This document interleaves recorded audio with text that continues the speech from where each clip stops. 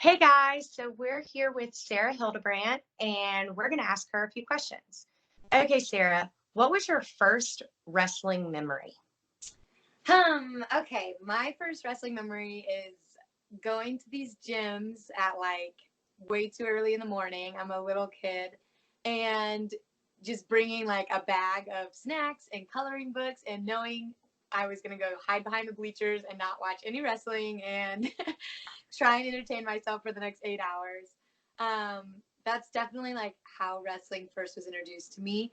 And it took a little bit before I decided I was going to be interested in what was happening. So yeah, at first it was definitely like, oh my gosh, every weekend we have to go to this wrestling tournament, and I don't want to color anymore. That's awesome. I love that. What was your first experience growing up in wrestling? So once I decided to actually watch wrestling, it very quickly became something that I was so in love with, and I was so invested in my brother's teams, and I would just, I knew everybody's weight classes and who was the really good ones and where we had holes in the lineup. So that was like really something that I enjoyed. And so eventually then I tried to start a girls team when I was in seventh grade. Um, to no avail. nobody nobody came out for the team, but it worked out because we actually did not have somebody on the 75-pound weight class. They couldn't find someone small enough, so they were like, well, your brother went through the program and you're so tiny, do you want to just wrestle for us? I'm like, yes. They're like, just don't get pinned, that's all you have to do. It's like, and so that's really how it started. And so yeah, then I actually won my first match. I didn't even know I had won. I was like still in my stance, ready to wrestle. They're like, oh no, it's over. I'm like, I won. And then the rest is history, I guess. That is awesome. I love it. So, is that pretty much when you fell in love with competing? Oh, well, I played soccer and I was a ballerina and cross country runner. So I've done a lot of sports my whole life. Um, but wrestling, competing is so different than anything else. And I think that just one-on-one, fight really brought that competitive spirit alive. And yeah, I really would say that was when kind of like this obsession to get better really just began. I knew I was in love with this thing and I wanted to see how good I could get, and it was so fun. So yeah. Well, thank goodness for that. I know the United States, I speak for the United States when I say we are very thankful for that moment. Oh, that's so kind. So in 2018, you placed second in the world championship. Can you tell me what that moment was like for you? Yeah, that was a really special moment, and it's taken a long time, or it did take a while for me to for it to really settle what it meant to me and for my career and for my future and everything.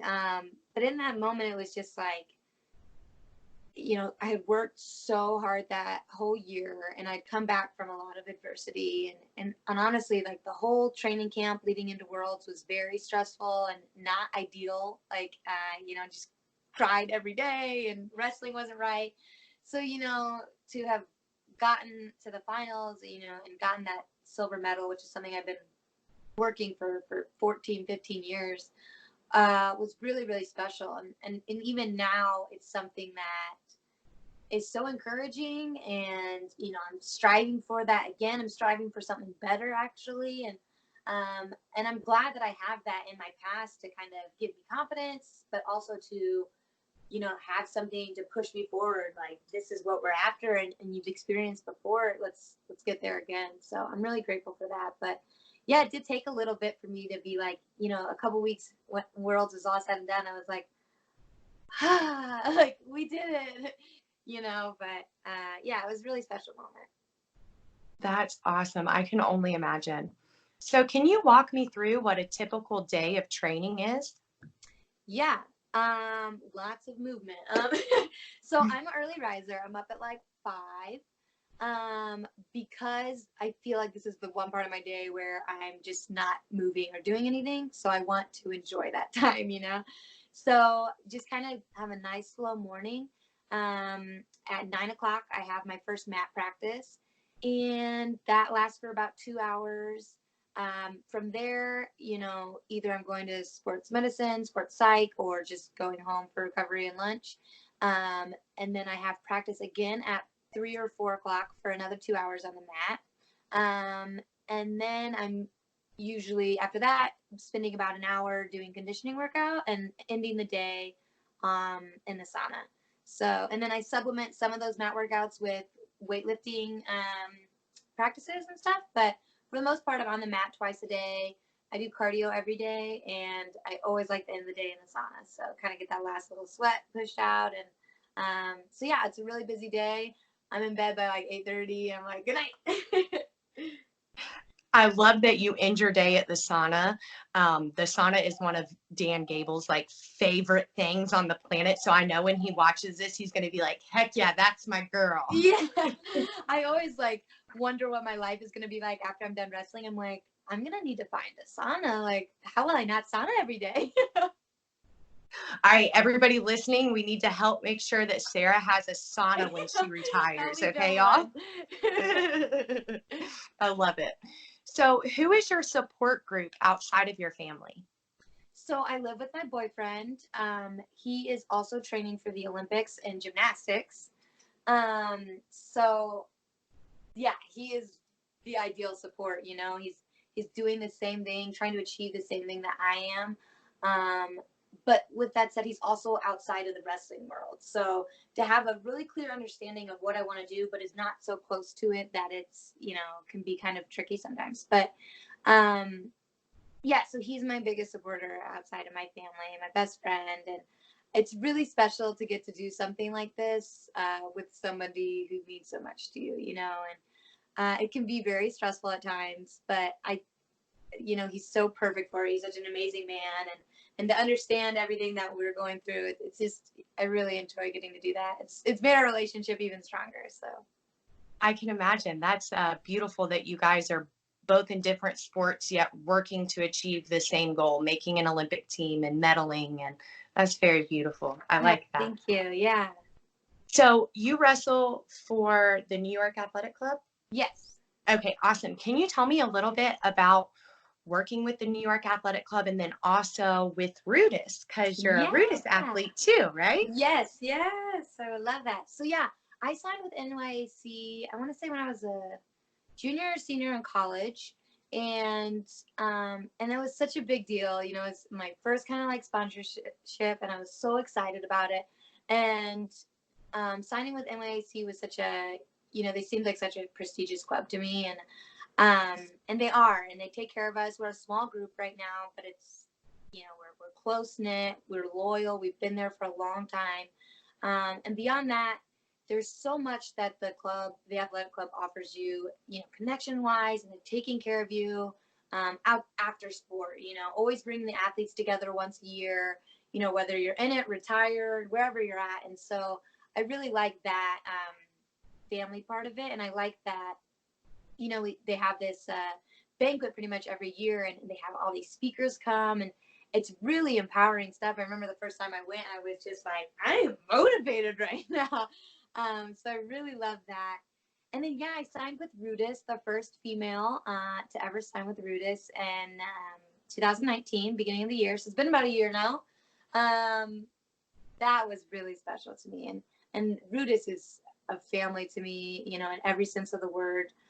They take care of me. They want to see me succeed, but it's not about me succeeding. It's, it's just about growing the sport and being there for one of another. And I love that. I love that about Rudis. So to get to work with a company like that, who is really just taking the wrestling world by storm, and it's just such good people. I want to see it happen to anybody else. They're so deserving, and they work so hard. So to get to wear their name, it means more than just like, putting on a shirt. Like, there's a lot of power and importance behind the name Rudis, and I'm just proud to wear it, and I'm proud they picked me. That's beautiful. I love that. We're actually, speaking of Rudis, we're actually going to interview Nancy in February, and I'm really excited. Oh, that's wonderful. Oh, that'll be fun. Yes, I think so too. Okay, so you recently decided to move from 53 kilograms down to 50 kilograms. How has that transition been for you? So surprisingly easy. I think I was like anticipating it to be very challenging. But with that said, I'm a very methodical, like routine human. And so nothing had to really change. I just kind of had to look at my routine, maybe make a little like adjustments in places, but I love doing that. And then, I could just follow my routine. I can follow my meal plan, my cardio. And it's been nice. So I actually was about 2 pounds underweight so a kilo underweight for 53. So I was smaller for that weight class. So just had to lose 2 kilos, and I brought my walking around weight down to about 51 and a half, which is, then a kilo and a half. It's not really been that bad. So a good transition, just getting used to it. I was so excited to wrestle in Italy at that weight and kind of learn how the weight cut was going to be, and how do they move down here, how do they feel. And so every time I get to compete, I think it's really, really beneficial, for the Olympics or Olympic trials. Absolutely.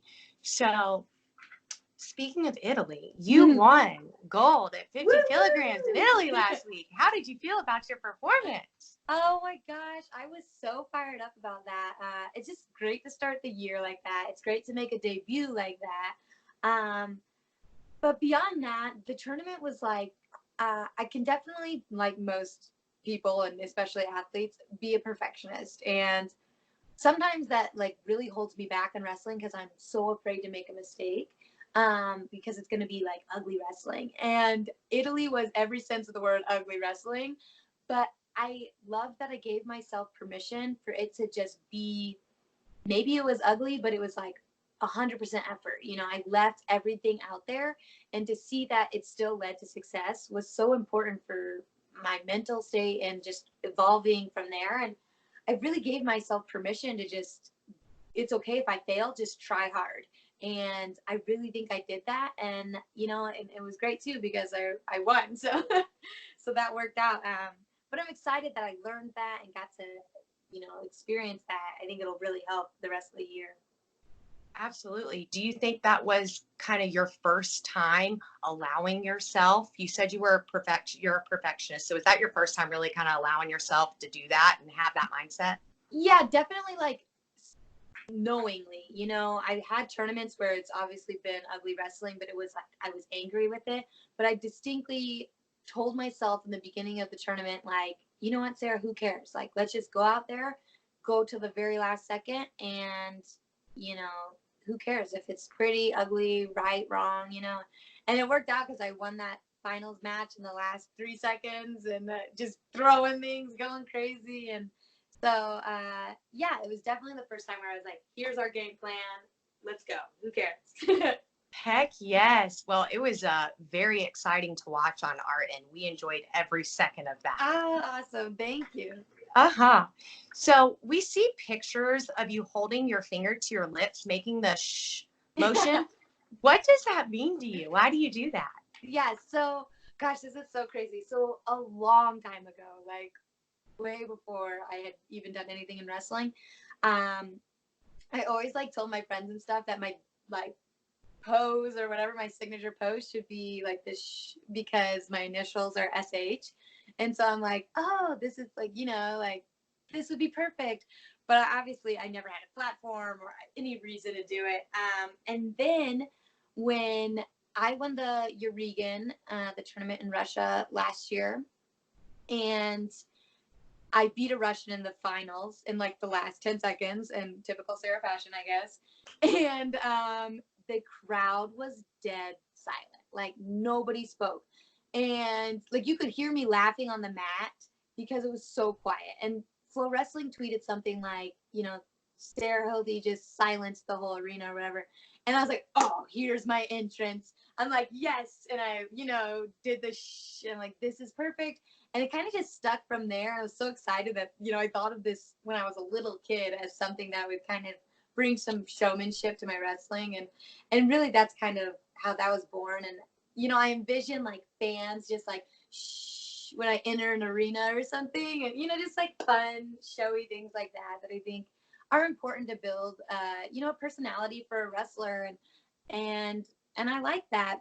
Beyond that, you can take it to a deeper meaning. And I think we have in like silencing the world, silencing haters, silencing doubts. And I like that parallel. It wasn't necessarily the first reason I came up with it, but it has evolved to stuff like that as well. That is amazing. I love how you gave us the backstory with it being the SH for your initials, but then also there's a deep meaning in that. That's pretty phenomenal. Yeah. And I thank you for sharing that with us. Yeah, of course. Okay, so women's wrestling is clearly growing. It's really exciting. We're loving it. We had 370 girls last weekend for the girls' state tournament in Iowa. Oh my What would it gosh. mean for, I know, right? What would it mean for you to have all 50 states to sanction women's high school wrestling? Man, that it would be amazing. And I mean, we're well on our way there, I think. They just passed emerging sports status for D2 and D3, and then D1 vote is in April. Fingers crossed. I know. I think we got this. And it's just so, honestly, very emotional, just because me and I know a lot of my teammates grew up on all men's programs. I know there are girls who have been turned away from the sport because they didn't have the opportunity in front of them.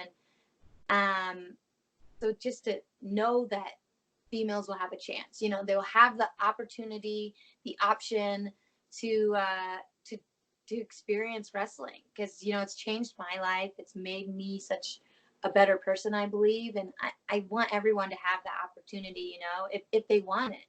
And so just to see that these high school programs have girls state with all those numbers, and when we were just the only ones there, not even, okay, it feels a long time ago, like a decade ago now, that's crazy. But in 10 years you're seeing girls state everywhere, just tons and tons of wrestling. Beyond that, I think it's doing amazing things for the sport, men or women.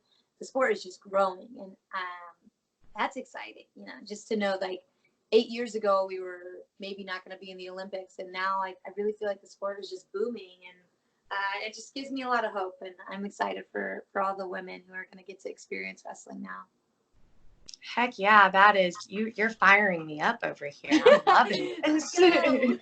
Okay, so I was stalking your Instagram a little bit. Ooh. I am an animal lover, and I saw that you have a very handsome silver tabby cat. Can you tell me a little bit about him? Yes. Oh my gosh, he is my pride and joy. His name is Layan, because he looks like a snow leopard, and they're indigenous to the Himalayas. So we're like, Layan. But he is crazy is a great word. He's basically a dog. He knows like all the typical tricks, like sit, shake, roll over. No way. Yeah, he walks on a leash. So we go outside on leash, get lots of looks from the neighbors. We have this giant cat wheel that looks basically like a hamster wheel, just like amplified. And he runs on that. So he's super active, like mom and dad. But really, he's great. I mean, he's so great for anxiety, and just, it's so great to come home to just a little fur baby. And I love him. It's so fun. And it helps too that he's just this crazy, unique cat that does the funniest things. And he's such an important part to our family. So, yeah, I'm a crazy cat lady. No shame in my game. I love it. That's awesome. I read something the other day that said that, talking about domestic animals, they're the only thing on this planet that loves their owner more than they love themselves. And it just nailed it on the head, right? Like, here he is. Oh, look how pretty. Oh, you are so handsome. Look at those eyes. He is, man, that nails it. That's exactly right. Like, it's so great. I know. I love animals. Thank you for sharing him with us, and thank you for sharing your story. We appreciate it so much. Yes, thank you. Oh my gosh, it's always, so great to be able to share my story. So thank you for allowing that. of course, I think this is going to be extremely inspirational for lots of girls who are considering getting into the sport, but then girls who are also fighting to keep women's wrestling growing within the sport. So Heck thank you for yeah. Let's fight on. this. Yes, ma'am.